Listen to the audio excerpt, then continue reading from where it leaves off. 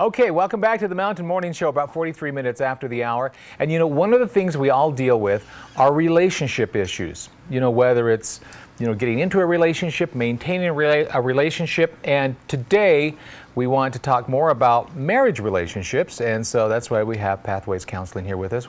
Thanks for coming in this morning, because this is such a deep subject that everybody deals with at some point in their life. And really, if you're married, and most of us are, this is something that we talk about and deal with on a continuing basis, because you want this to last. You want it to maintain that level of romance and closeness, but it's difficult. It is. Life gets so busy.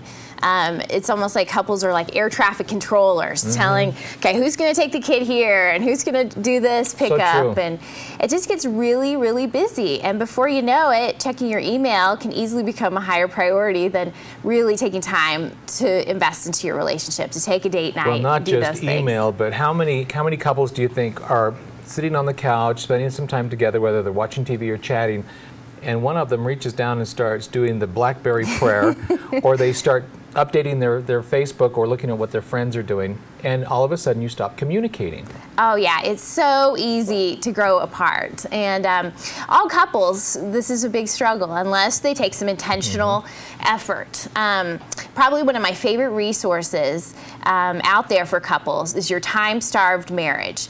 Truly, most couples will say they get less than 3 minutes of meaningful conversation together a day. Wow, really? It's really minimal. Because you're going in 100 different directions. Yeah, like I said, you're traffic controllers. You're just trying to fight the fires and get places. So in this book by Les and Leslie Parrott, Your Time-Starved Marriage, they give 2 really good suggestions for couples that are really easy to implement.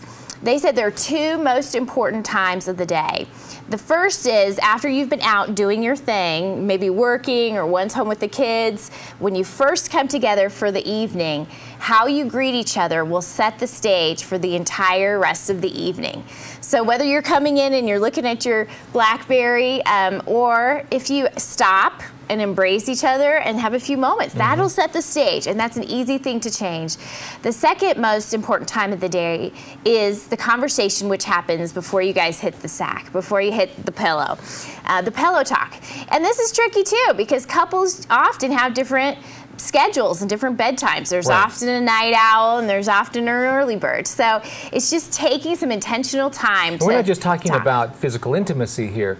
You're talking about actual, emotional intimacy. Yeah, a chance to get past all the scheduling and all the basics and get to that deeper conversation. And I still feel like even with 3 minutes a day, or even 15, it's really hard to get to that deeper stuff. And so, date nights are hugely pivotal. And I might throw in there too, with date nights, it's very common here in Utah for Friday or Saturday night.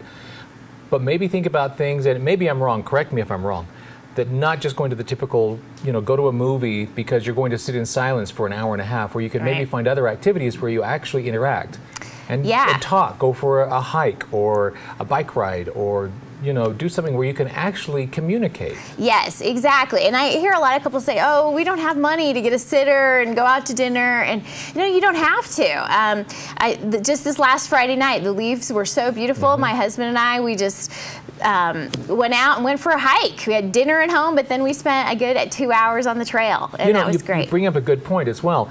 If you enjoy spending time together in the kitchen is another retreat, to actually work together and talk about menu, or sharing, some of the daily tasks that can actually be okay if you're in the kitchen making dinner and talking about your day.